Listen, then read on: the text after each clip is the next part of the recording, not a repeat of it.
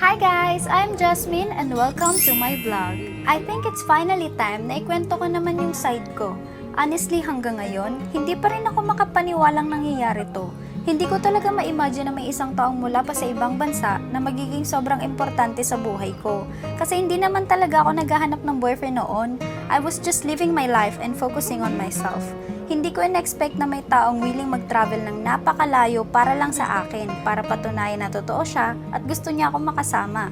Kung may nagsabi sa akin noon na one day may in love ako sa AFAM, tatawanan ko talaga yan at sasabihin kong malabong mangyari yan, pero ito ko ngayon masaya. Syempre excited na ako magkikita kami, pero at the same time, grabe rin yung kaba ko. Ang dami kong iniisip, ang daming what if. What if hindi kami mag-click?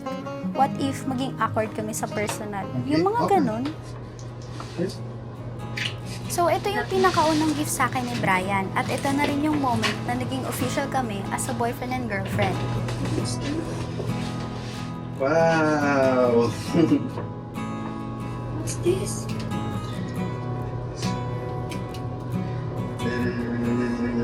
Wow!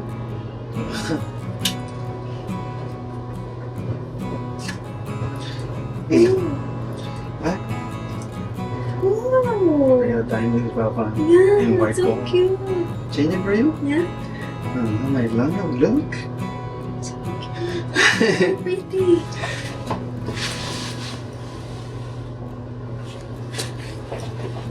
It's design. Yeah, right? Yeah, that's what I like. To be honest with you. Wow, so cute. Love you.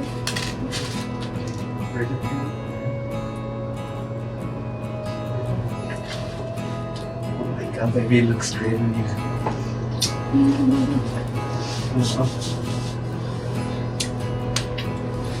nice. You like it? Oh, I'm happy you like it, Mama.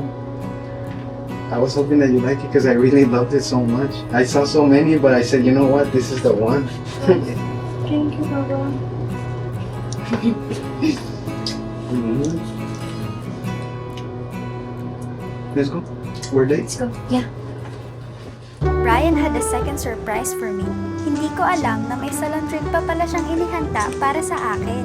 We have a late appointment. With Sir Alex po, no? Yes, po. Sorry for the inconvenience. Studio Fix was amazing inside and out. Hindi ko inakalang dito niya ako dadalhin to get my hair done. But in reality, hindi ko naman kailangan yung mga ganito. Kahit walang mga regalo o surprises, masaya na ako. Hello. Hi. That's Sir Alex. Sir Alex. Nice to meet you. Brian. What happened? A little bit late. It's And okay. then we couldn't find the location as well. Ah, She's my girlfriend, Jasmine, and her best friend. Time for my hair transformation. Natural balayage lang yung gagawin namin today para fresh lang, soft, and effortless yung magiging look.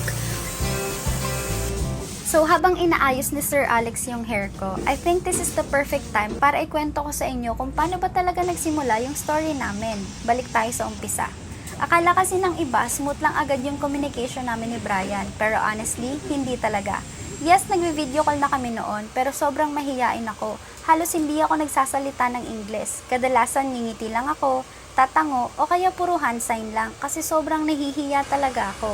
Kadalasan, siya yung nagkukwento ng kung ano-anong tungkol sa araw niya, habang ako naman, tahimik lang na nakikinig. Pero kahit ganon, never niya akong pinilit, hindi niya ako minadali. He was always patient with me and slowly dahil sa effort niya, naging comfortable ako. Unti-unti ako nag-open up, mas naging confident ako magsalita, at hindi ko na malaya na yung mga simpleng calls namin noon, naging parte na pala ng everyday life namin. At this point, Brian got hungry and lumabas muna siyang saglit para maghanap ng pagkain niya. Then when he came back, konti na lang at matatapos na rin sila. So continue tayo. As time went by, mas nakilala namin ang isa't isa. Hindi lang kami basta nag-uusap tungkol sa mga random things, pero unti-unti na pala namin nalalaman yung mga gusto namin, like mga hilig namin, at pati yung little things about each other. We shared stories, laughed together, and learned more about each other every day. Doon ko na-realize, minsan, hindi mo kailangan madali ng isang koneksyon. Minsan, yung mga simpleng conversation talaga, yun yung unti-unting bumubuo ng something special. After namin sa salon, naglakad-lakad muna kami sa Makati. We were just enjoying the view, talking about random things, and making the most out of our time together. Masaya lang kami kasi magkasama na kami. The next morning, we started our day just enjoying the view and taking everything in. Isa talaga yan sa mga nagustuhan ko kay Brian. He finds joy even in the simplest moment, like nagkukulitan, nagkukwentuhan, or just spending time together. Enough na yon para maging masaya siya. I don't know if this is safe, Mama. You safe? How do you know it's safe? That's why I'm grabbing from over here. Mama, look. They have another pool here.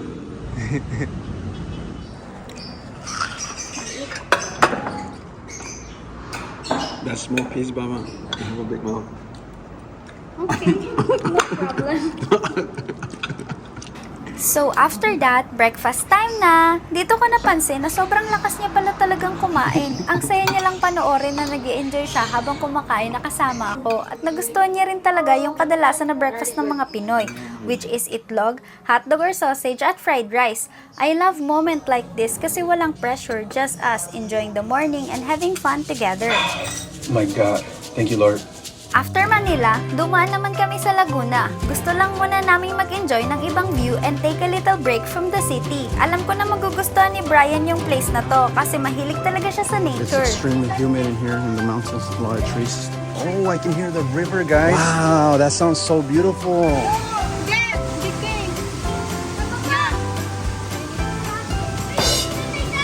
Mama, don't. Holy Snickers. Damn, I love this. I'm digging this so much. We're in the middle of nowhere in the jungle in these huge mountains. Somewhere in Laguna. One of my favorite parts of this trip is this moment right here. Sobrang saya namin kasi magkasama namin na-experience yung gantong pangyayari. There we go. Alright, back to normal, guys. Oh, the bag, Mama. There's no cell phone in there? Cell phone is in there? Yeah? Yeah. Shit. Okay lang. Got some adobo chicken right here. And papadala ko sa'yo. some charcoal. And pancit. Apat na Pizza and a cake. masabon ka digdig. Mama. Oh, Mama feels so good. And that's how our first few days together went. Honestly, ang dami naming simple experiences na naging unforgettable kasi finally, we get to do everything together in person. From exploring new places, laughing together, and enjoying each other's company.